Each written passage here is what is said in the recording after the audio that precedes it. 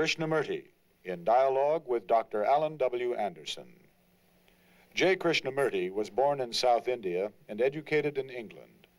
For the past 40 years, he has been speaking in the United States, Europe, India, Australia, and other parts of the world.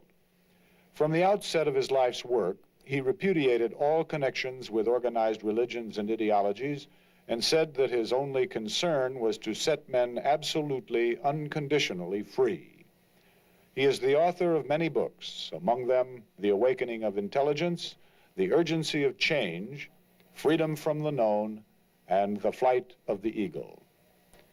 This is one of a series of dialogues between Krishnamurti and Dr. Alan W. Anderson, who is professor of religious studies at San Diego State University, where he teaches Indian and Chinese scriptures and the oracular tradition. Dr. Anderson, a published poet, received his degree from Columbia University and the Union Theological Seminary. He has been honored with a Distinguished Teaching Award from the California State Universities. Mr. Krishnamurti, in our last conversation, we were talking about religion as a phenomenon in relation to our concern for inquiring into the transformation of each individual human being, a transformation that is not dependent on knowledge or time. And during our discussion of religion, you were speaking about what you regarded to be religion in the true sense, its relation to the act of attention, and how when the whole personal history of hurt is a reference, this act of attention simply is vitiated, cannot come to pass. And through the discussion of hurt that we had, we touched toward the end of the discussion on love. And if it's agreeable with you, perhaps we could explore this question of love now.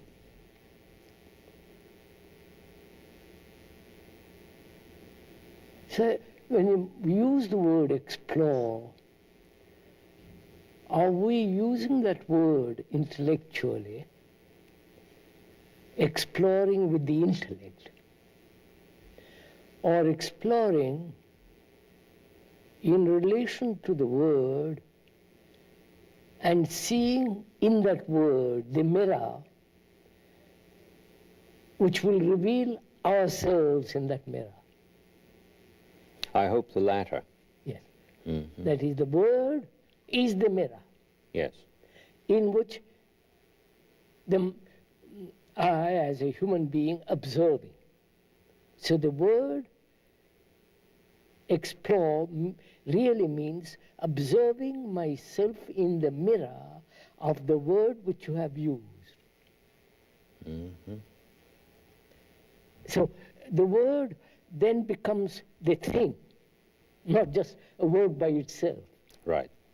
Mm-hmm. And therefore it's not intellectual exploration, a theoretical explanation.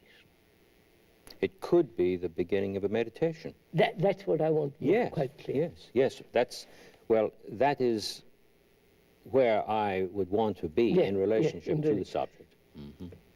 And exploring also means the mind must be very serious, not mere caught up in the mere desire to achieve something, to know how to love. Mm-hmm. I mean, how to acquire the neighbor's love. Yes, become a successful lover. Successful lover. Yes. Mm-hmm. So, I think when we explore that word and the meaning and the significance of it, one has to be really very, very serious about this matter. Because they are using this word so loosely, it's become so corrupt. Love of God, love of my wife, love of my property, love of my country. I love to read. I love to go to the cinema. I love to go to... Mm-hmm. Mm-hmm. And one of our difficulties is modern education is not making us serious. We are becoming specialists. I'm a first-class doctor, first-class surgeon, first-class physician, and so on, so on. But the specialist becomes a menace that way. A learned ignoramus. Yeah. Yes. And education, as we were saying previously, is to encourage to see that the human mind is serious. Serious to find out what it means to live, not just become a specialist. So if that's all understood, and much more, what is love?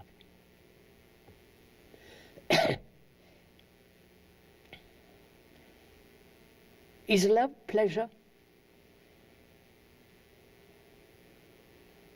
Is love the expression of desire? Is love sexual appetite fulfilled? Is love the pursuit of a desired end? The identification with a family, with a woman, with a man?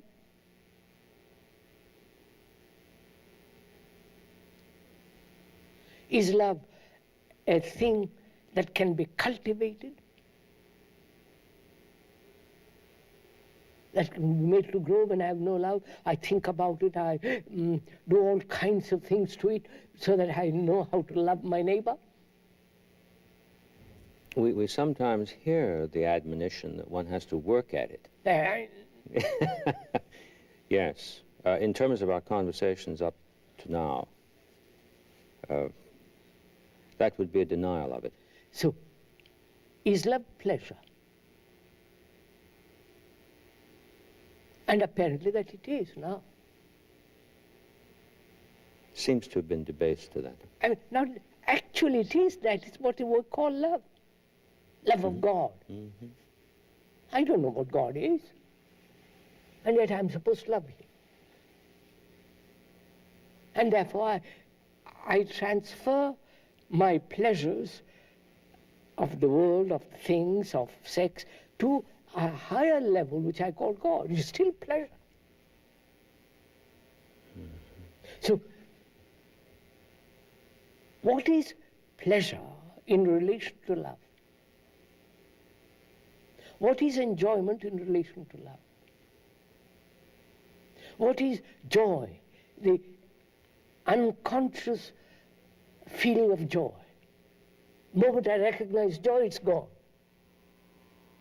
And what is the relationship of joy, enjoyment, and pleasure to love? With love. Unless we understand that, we shan't understand what love is. Yes. Yes, I followed you. And take what is happening. Love has been identified with sex. Love making. Love sexually. You follow, sir? The very construction, love making love, it's a horrible thing. is... I feel it gives me a shock, love making. So that was love. See, that's what, I think this is very important. What the Western civilization has put this over the whole of the earth. Through cinemas, through books, through pornography, through every kind of advertisement, stories. This sense of love is identification with sex, which is pleasure, basically. The whole glamour industry is based on that. On that. On that. All the cinema, you know, the whole thing. Yes. So, can the mind, again we must come back to the point, can the mind understand the nature of pleasure and its relationship to love? Can a mind that's pursuing pleasure, ambitious mind, a competitive mind, a mind that says, I must get something out of life. I must reward myself and others. I must compete. Can such a mind love? It can love sexually. But is love of sex, is that the only thing?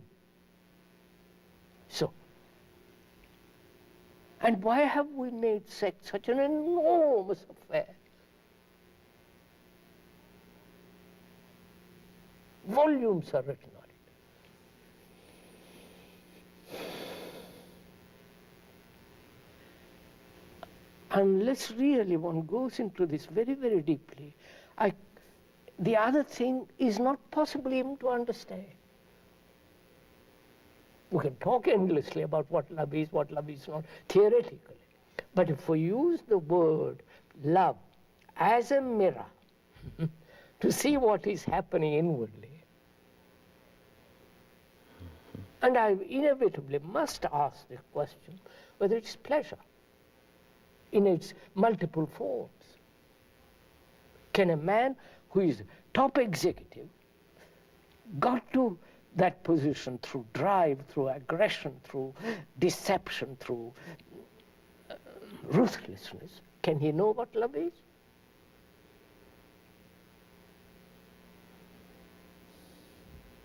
And can the priest who talks everlasting love of God, he's ambitious to become a bishop, archbishop, or whatever his ambitions, or sit next to Jesus. Who will sit on the right hand. Right hand. So can that priest who talks about it know what love means? No, he thinks he can with reference to something called a higher love, which is based on a denial of a lower one. Yeah, I mean, that's So just words. In that conflict, there can be no love. So then our whole social, moral structure is immoral. Oh, yes, I mean, this is a thing that is appalling. And nobody wants to change that. On the contrary, they say, yes, let's carry on. Put on a lot of coating on it, different colors more pleasant, and let's carry on. So, I mean, if a man is really concerned to come upon this thing called love, he must negate this whole thing, which means he must understand the place of pleasure, whether intellectual pleasure, acquisition of knowledge as pleasure, acquisition of a position as power. You follow? The whole thing. Mm-hmm.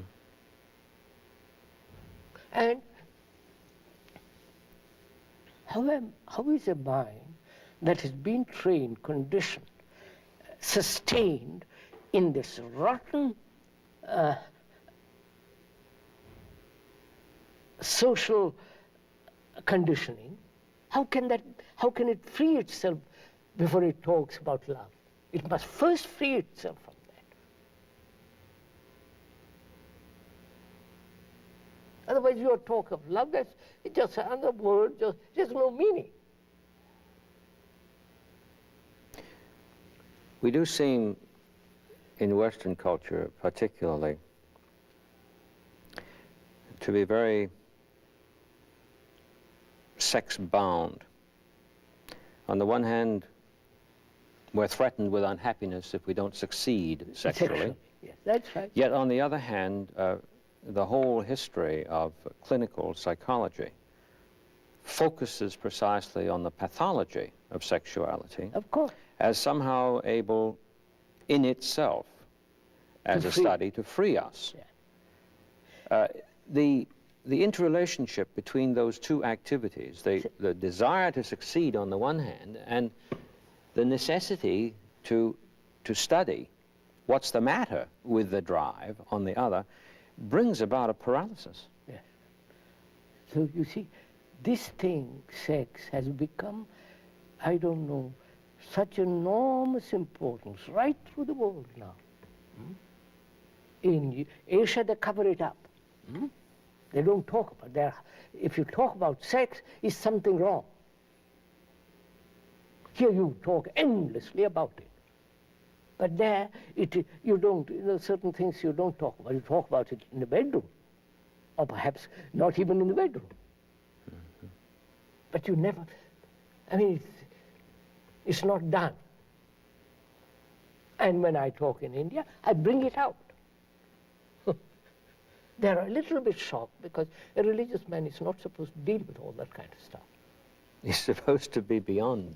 No, he is supposed to, but he doesn't talk about it. Now, that's one of the things. Why has sex become so important? You see, love is, after all, a sense of total absence of the me.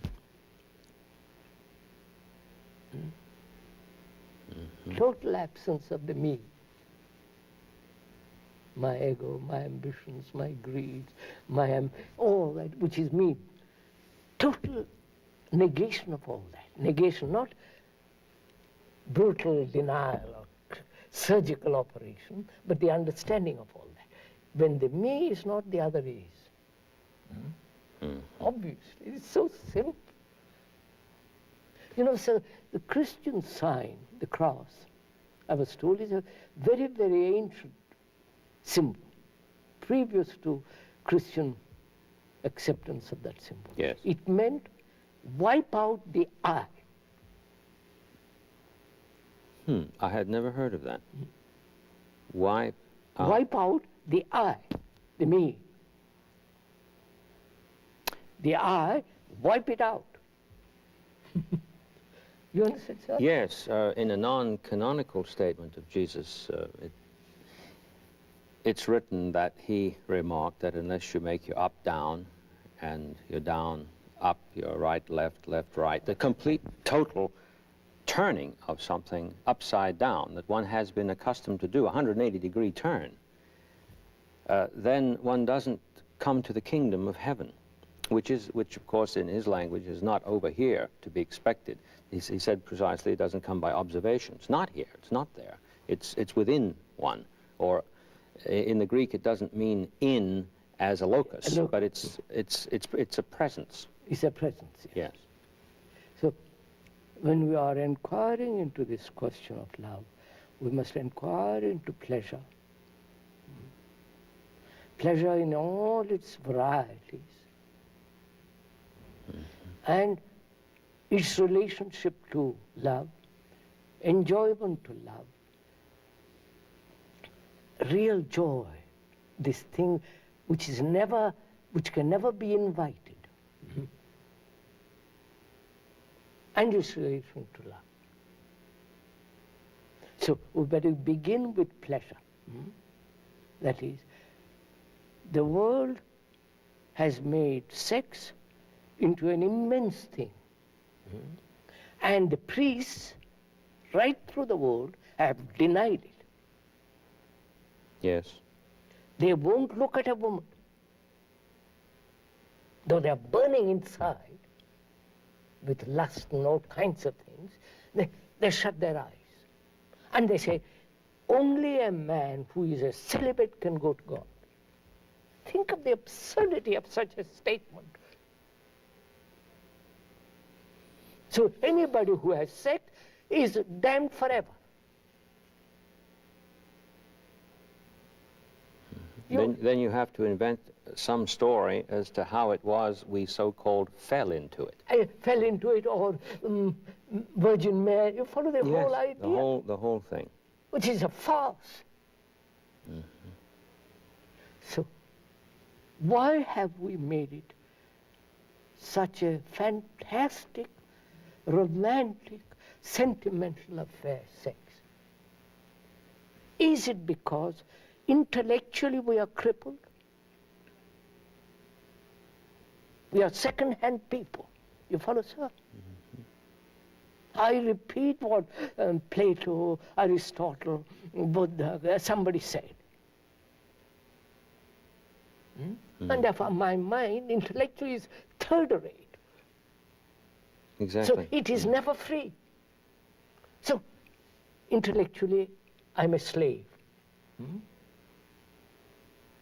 Emotionally I become romantic. I become sentimental. And the only escape is sex, where I'm free.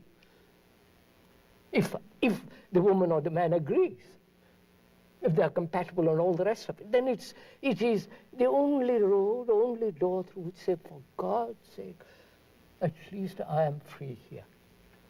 In the office I'm bullied, you follow, sir? In the factory I just turn the wheels. So this is the only escape for me. The peasant in India, the poor villager in town and in villages, look at them, that's the only thing they have.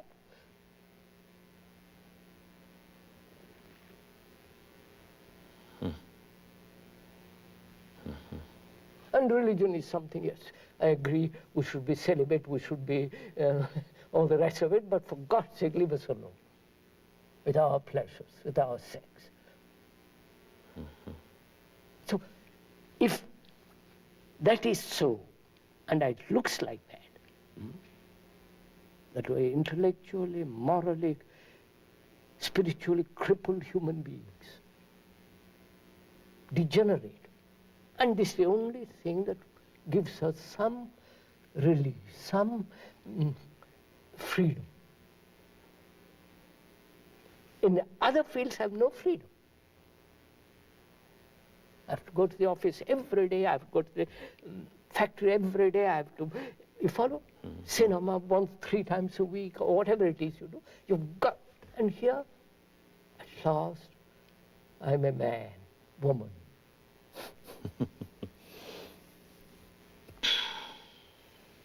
So I made this thing into an enormous affair.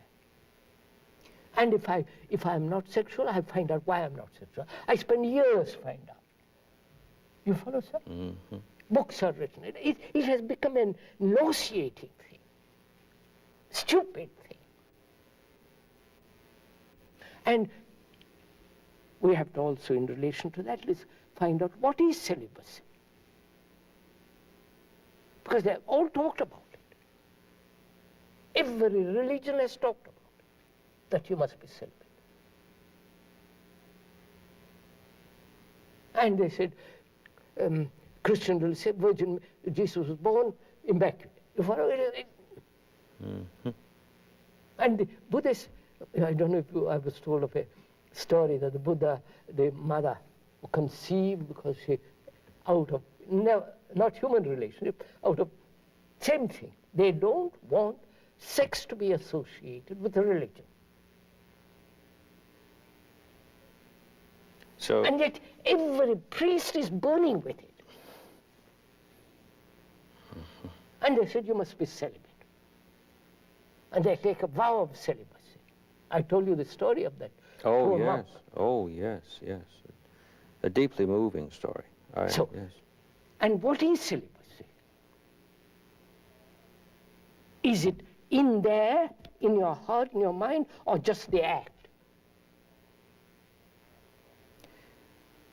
If I've been following you correctly, it seems to me that you pointed to sex here as undergone in a utilitarian way. It's a means to. It's a means to, and therefore, since... A routine, insistence, encouragement, you follow? Yes. Always a goal that lies outside the activity. Therefore, it can never be caught up to. Therefore, conflict. Therefore, conflict and repetition.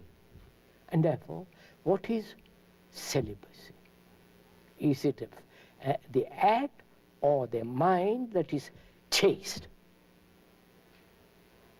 You follow? It must be the mind. And the chaste mind. Which means tremendously austere mind. Not the austerity of severity and ruthless acceptance of a principle and all the rest of it. This goes back to the earlier conversation. Yes, We were talking about hurt. That's right. The chaste mind would never be hurt. Never. And therefore an innocent mind, Yes. which has no picture of the woman or the man or the act, none of that imagination.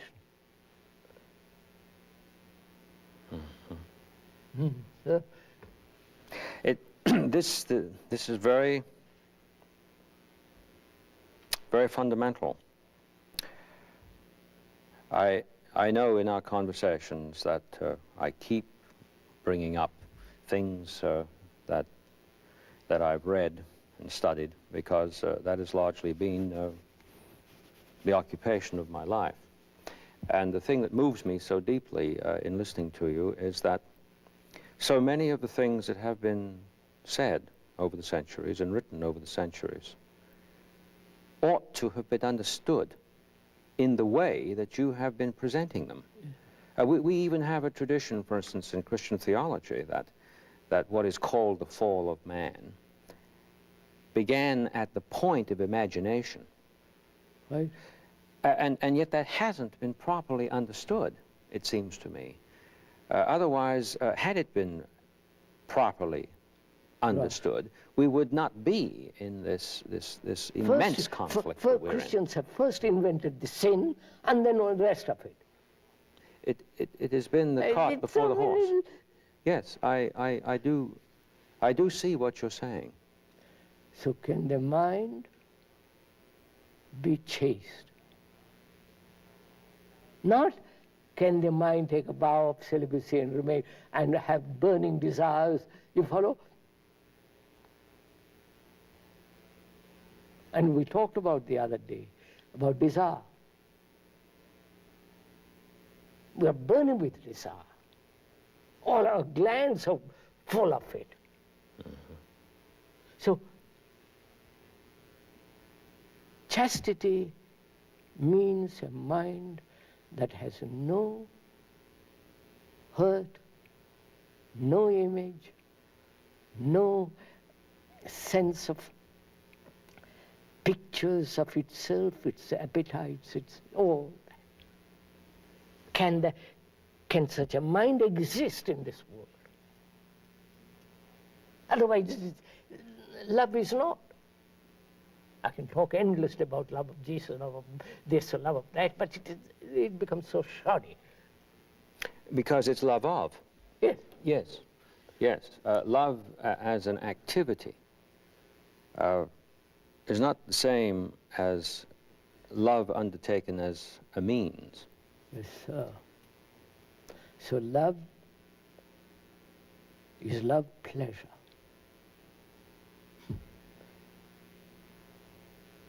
I can only answer, it is not, when I've understood pleasure. And understand, not verbally, but deeply, inwardly, see the nature of it, the brutality of it, the divisive process of it. Because pleasure is always divisive.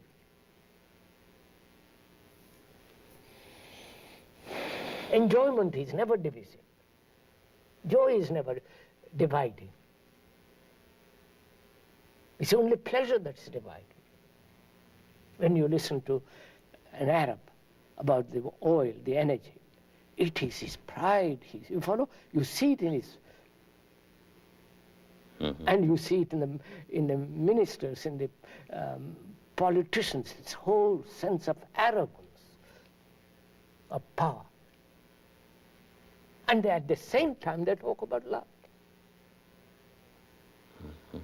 But it's always love of. Of course, love of or love of, I don't know what they mean anyhow. It has no meaning.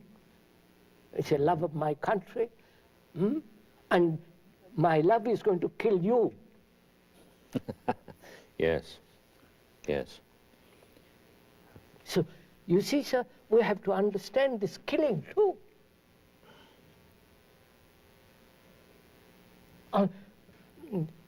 The Western civilization has made killing a perfect art. The war, science of war. They have taught the whole world this. And probably the Christians are the greatest killers after Muslims. And I believe the real religious, the original Buddhists were really non-killers. Yes. Yes, That's the the only history of... religion said, don't kill and keep it. I must tell you this lovely story. I was several years ago in Ceylon, and a Buddhist couple came to see me. They said, we have got one major problem. We are Buddhists by practice. And they said, we don't kill, but we eat meat. I said, I just did that. I said, what do you mean? He said, we change our butchers. Goodness me. You follow? We change our butchers, therefore we are not responsible. Amazing. And we like meat. Oh, I said, is that the problem? He said, no, not at all. Our problem is, should we eat a fertilized egg because that contains life? Oh, dear me. Just, sir.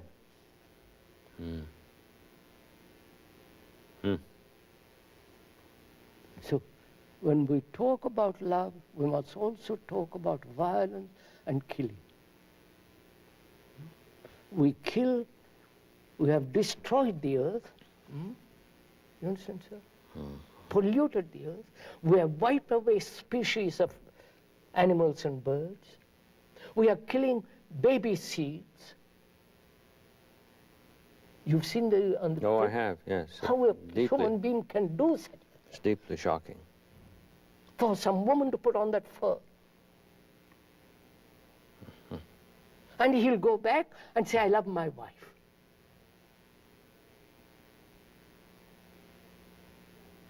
So, and we are trained to kill.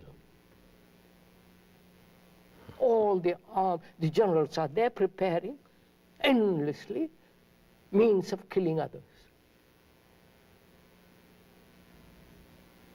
That's our civilization. You follow, sir? So, can a man who is ambitious love? No. No. Therefore, finish with ambition. They won't. They want both.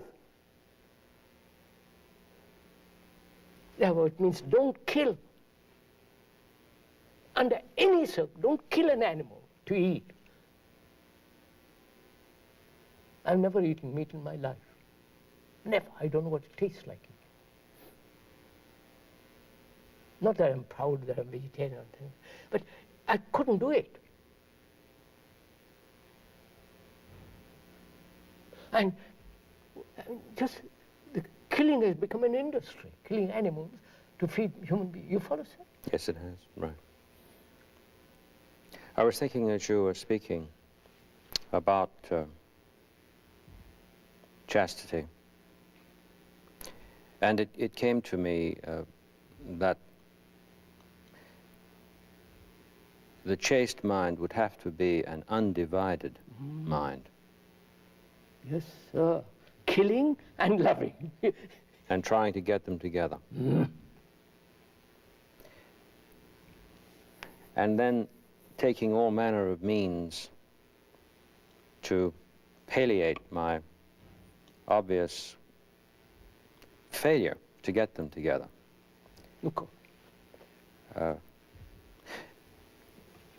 The enormity of what you have brought out is truly staggering.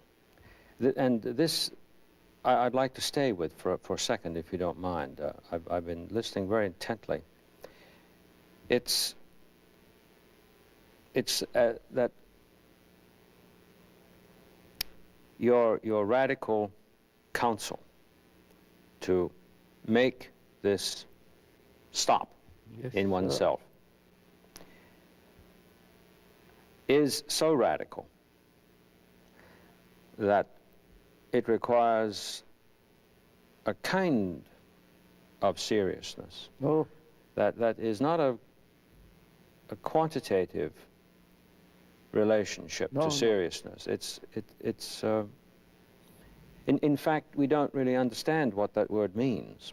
The relationship between seriousness and love has been coming into Yes, sir. my awareness here. So if I'm serious, then I will never kill. And the love then has become as something, it is really compassion. Passion for all. Well, compassion means passion for all. But when you say one will never kill if he loves, you mean within the context of this image-making activity where one kills by design. Yes, not so. Suppose, sir, my sister, if I have no sister, but my sister is attacked. Yes. Man comes to rape her. I will act at that moment. Precisely. My intelligence, because I love, I have compassion. That compassion creates that intelligence. That intelligence will operate at that moment. If you tell me what will you do if your sister attacks, I'll say I don't know. I will know then. Yes, I quite follow that. I quite follow that. But we've made an industry of designing Design killing. on all levels, not only ourselves. I don't know. I saw the other day on the television, in the Red Square, those enormous intercontinental missiles shot off to kill God. No? Blind killing. And the Americans have it, the Indians have it, the French have it. Have to have it. Of course. We must exist. Yes. So, can the mind be free of this urge to kill? Which means, can the mind be free of being hurt?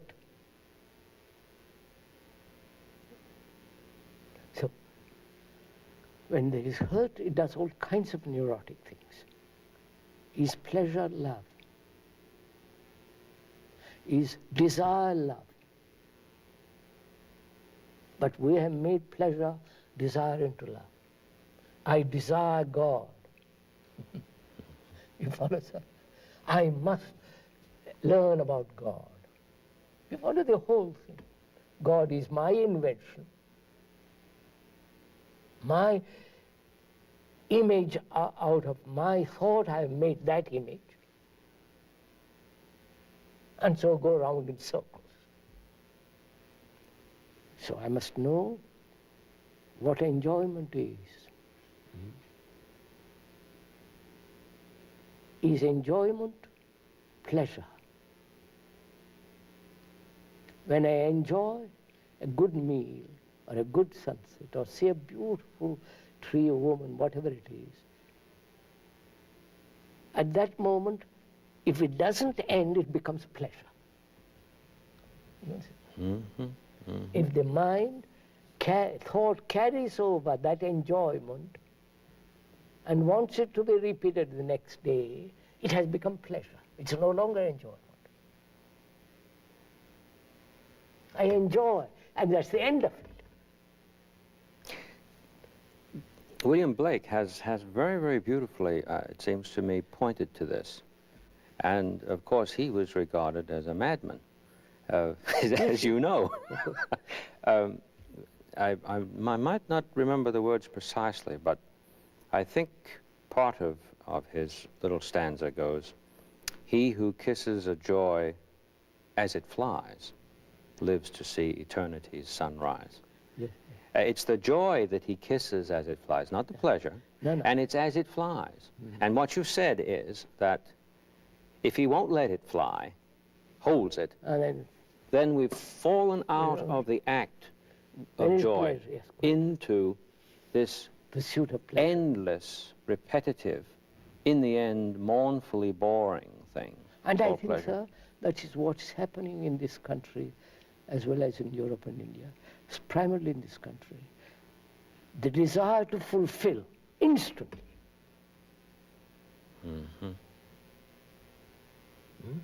The pleasure-seeking principle. Be entertained. Put more. If I'll go to be entertained. This goes back to what you were pointing out earlier. In the last conversation we had, here somebody is, feels empty, needs to be filled. Lonely. Filled, Lonely, yes. filled, looking for what we call fulfillment, filling up full. Filling up full. Filling up full. And yet, if one undertakes to make this act of attention that you referred to in our discussion about religion, in order to fill up the whole, then we've had it. We're not going to do that. There's been an endless history of that attempt under the name of control of thought.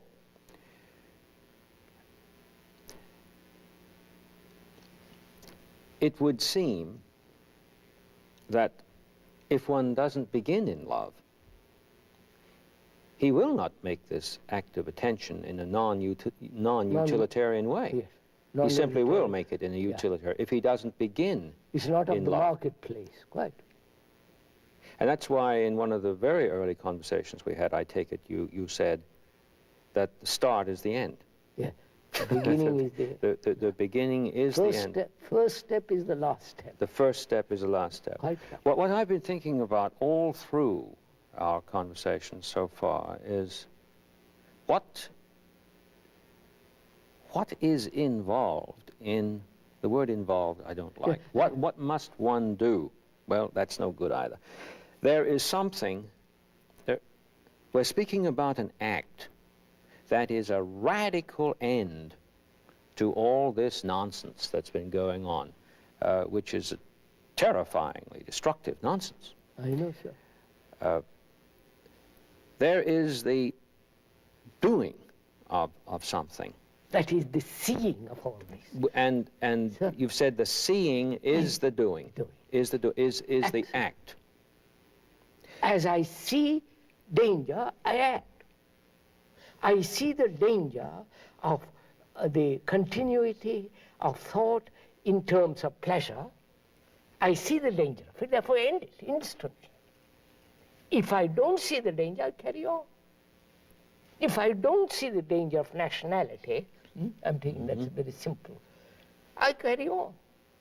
Murdering, dividing, seeking my own. But if I see the danger of it, it's finished.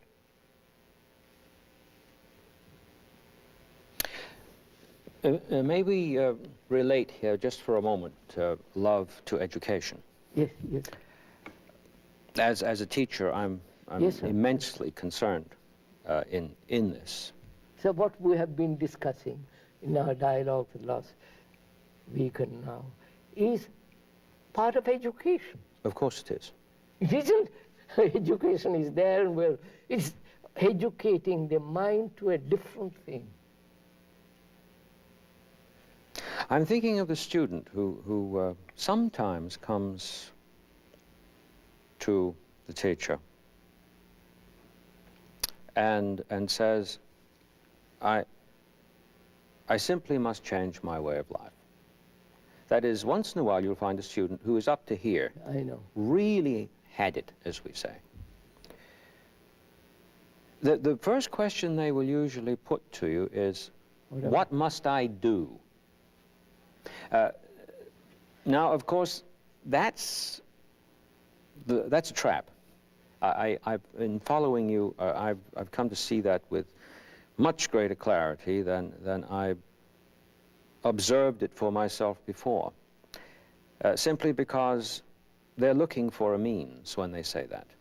We're not talking, right, we're not talking about a means. No.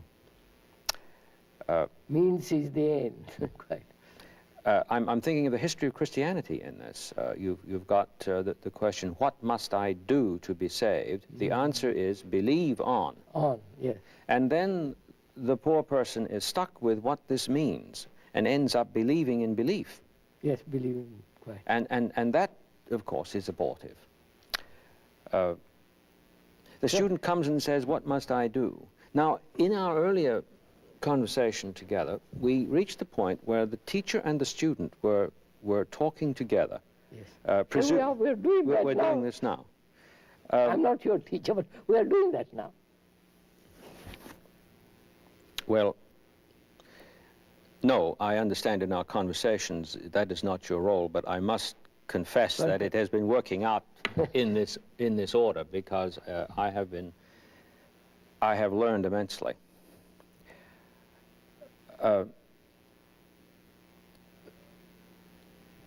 There are two things here that I want to get clear, and I need your help. On the one hand, to make this pure act of attention, I need only myself. Is that correct? No, not quite, sir. Not quite. Not quite. So let's put the question first. Question is, what am I to do in this world? Yes. That is, what is my place in this world? Mm-hmm. First of all, the world is me. I'm the world. That's absolute fact. Mm-hmm. And what am I to do? The world is this: corrupt, immoral, killing, no lack of love. There is no love. There's superstition, idol worship of the mind and the hand. And there is war. That is the world. What is my relationship to it? My relationship to it only is if I am that. If I am not that, I have no relationship to it. I understand that in terms of act. Yeah, that's it. In terms of act, not a notion that I have. For me, the world is corrupt, is geared to killing. And I won't kill. What's my relationship to the man who goes and kills a baby seal? I say, my God, how can you do such a thing? You follow, sir? I want to cry about it. I do. How can you educate that man or the society which allows such a thing to happen? Then perhaps I should rephrase the question and say, well, when I do whatever is done in making this pure act of attention, I am not separated from the world in which I am, and the world is not separate. I come to it from a different angle altogether. Exactly. Fine. Now, I come to it, sir, because there is something different in me operating. yes. Compassion, love, intelligence, all that is operating in me. But it seems that two possibilities are here. On the one hand, making this pure act of attention doesn't require that I be in the physical presence of another human being. But of course, I am always in relation, whether I'm there or not. Of course. Yes, I fully grasp that. But then the second possibility is that within conversation, as we are enjoying it together now, something occurs, something takes place. It's not that we must be together for it to take place, and it's not that we must be alone for it to take place. Yeah. Therefore, what we have established is that something occurs which is quite beyond all these distinctions of inner and outer. You're over there and I'm over here. Take what takes place. See what takes place. First of all, we are serious. Yes. Really serious. Second, the killing, the corruption, we've cut it, finished with it. So we stand alone, alone, with not isolated. Because if I'm not, if my, not, when the mind is not that, it is alone. It hasn't withdrawn, it hasn't cut itself off, it isn't built an ivory tower for itself, it isn't living in illusion. It says that is false, that's corrupt, I won't touch it. Psychologically, I may put on trousers, etc., but I won't touch inward, psychologically that. And it's... Therefore, it is completely alone. And it is saying this amidst all this mournful round. Now, yes. therefore, being alone, it is pure. Yes. Therefore, purity can be cut into million pieces, it will remain still pure. It's not my purity or your purity, it is pure. Like pure water, it remains pure water. Entirely full, too. Wholly full. It takes us back to that Sanskrit. This is full, that is full. Fullness is issued forth from fullness. It's a pity that the English doesn't carry the melody that the Sanskrit does. So as you see, that's very interesting from this conversation. What has come out? The thing is, we are frightened of being alone, which is we are frightened of being isolated. But every act a human being does is isolating himself. That is, when his ambition is isolating himself.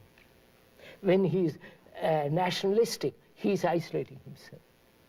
When he says it's my family, isolating itself. I want to fulfill, isolating itself. When you negate all that, not violently, but see the stupidity of all that, then you are alone. And that has tremendous beauty in it. And therefore that beauty, you can spread it everywhere, but it still remains alone. So the quality of compassion is that. But compassion isn't a word, it comes with intelligence.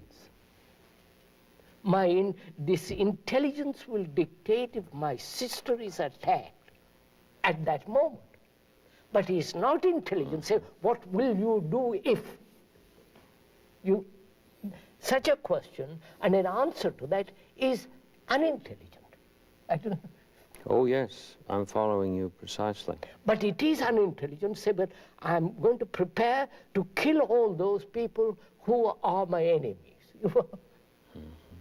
Which is the army, the navy, the whole sovereign governments are doing. So, love is something, sir, that's really chaste. Chastity is the quality of aloneness, and therefore never hurt. I don't know. It's interesting that in this one act, one neither hurts himself nor another. No.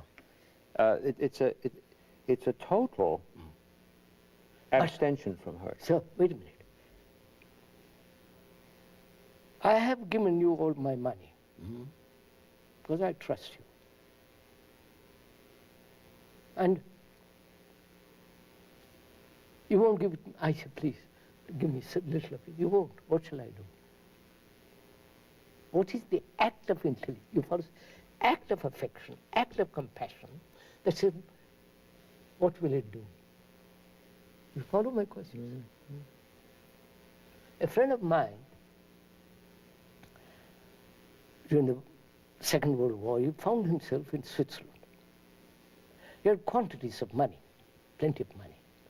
And he had a great friend from childhood. And to that friend, he said, he had to leave the next minute because something, war took place and he had to leave the country and all the rest. So he took all the money and said, here, my friend, keep it for me. I'll come back. I'll come back when the war is over. He comes back and says, please. He says, what money? Goodness me. You follow, sir?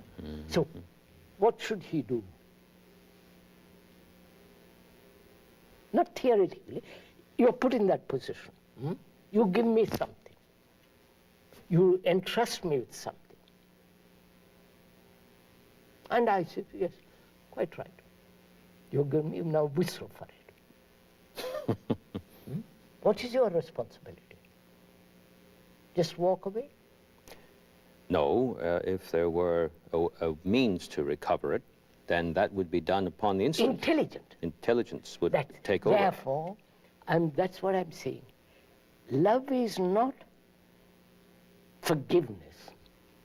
You follow? I forgive and walk away. Love is intelligence. And intelligence means sensitivity, to be sensitive to the situation. And the situation, if you are sensitive, will tell you what to do. But if you are insensitive, if you have already determined to what to do, if you are hurt by what you have done, then it is insensitive action takes place. I don't know. Yes, of course. Yes, of course. This raises very, very interesting questions about what we mean by conscience. Yes. The word conscience, it seems to me, has invited an astonishing amount of rubbish and comprehension of what's going on. Therefore, sir, one has to investigate what is consciousness. Yes. I don't know if it's time now, but that requires, we'll do it tomorrow. Yes. Another day. What is consciousness and what is conscience and what is the thing which tells you to do or not to do? Consciousness in its relation to relationship is something that when we have a chance I should like to explore with you. I remember years ago in graduate school being very arrested by coming across a statement that was made by an American thinker, I think Montague was his name, when he said consciousness has been very badly understood because it has been thought that there's something called shusness. But there is no such thing as shusness. We've got to get the con in there, together, the relationship, and without that, we've had it. I do hope that next time, when we have the opportunity in our next conversation, we could explore that. We have to discuss this question, living